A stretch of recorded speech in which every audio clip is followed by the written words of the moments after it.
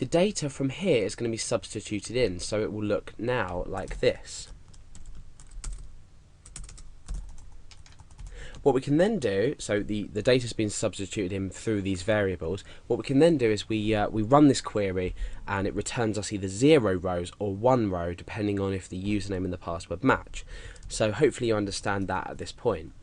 Now what happens if the user was to enter some values that actually modify our SQL query, which is here?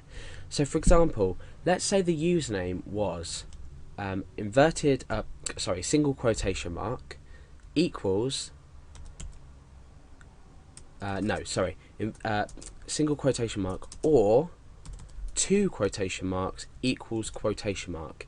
Let's just say the user entered that as the username, and they did the same for the password. So because they're free to enter anything in the form, we've picked up these variables using this, and now we're transferring these variables into here. So now username, let's just copy and paste over, that to there, and copy and paste that over to there. Now let's get rid of this because that just showed us the example. So the username is now equal to this value here, and the password is also equal to this value in blue. So let's just look at the highlighted value in blue. What this has actually done, if I take the blue away, you can see it's modified our SQL statement. So obviously our users of our website can't see what we're processing inside of PHP, but what they can do is fiddle around with the website until they can make a very good guess or an exact guess at how our SQL statement is structured. Now what this query reads is select ID from users where username equals nothing or nothing equals nothing, and password equals nothing or nothing equals nothing. Now nothing equals nothing, so that's true, and nothing equals nothing, so that's true. Therefore what we're doing is we're returning a row or a couple of rows. So let's copy and paste this into our database to see what results we get. Let's click go. Okay, so we've been returned with our 2 rows in our database, or our 2 records rather. So what we've actually done is, just by user input and me demonstrating user input, we're going to actually create the application later. What we've done is we've returned 2 rows now. So we've entered the password as this let's just go back to it.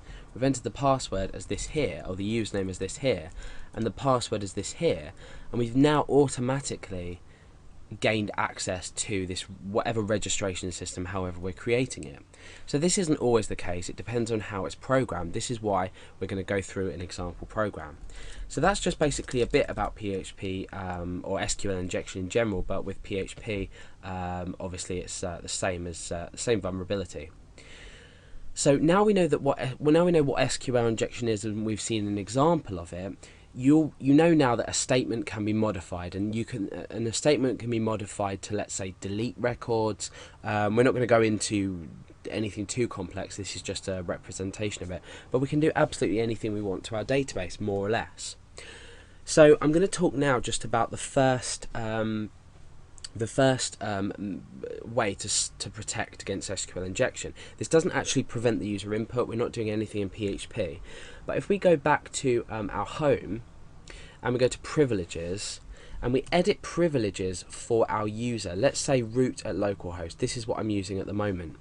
Now you can see here that we've got ticks for absolutely everything.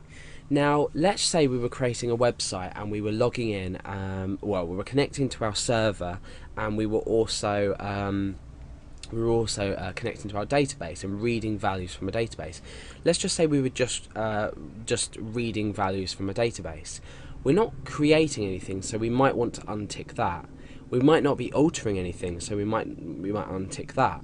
So you can uncheck things that you might not want to do. So we might select, but we might not insert, and we might not update or delete, and we can get rid of all of these.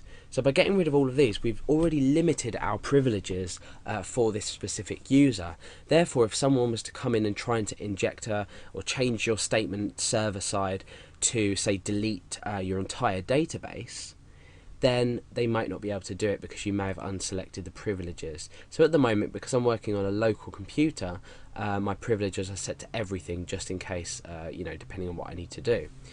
So that's one way that you can protect against it. So only select the privileges that you absolutely need on the website. So if you, it's very rare that inside a web application you'd want to say drop your entire database. So you can remove this, or drop tables. You might need to drop tables.